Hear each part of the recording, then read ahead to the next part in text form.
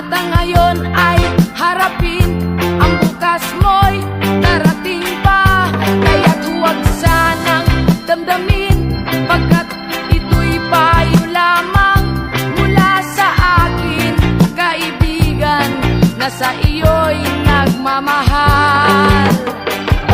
Huwag mong sayangin ang panahon, pagkat ito'y may hangganan.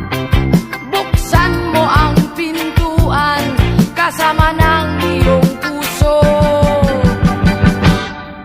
Tinangay na ng hangin ang masamang panaginip, kaya't bigyan mo ng puwang ang puso mong nalulumbay.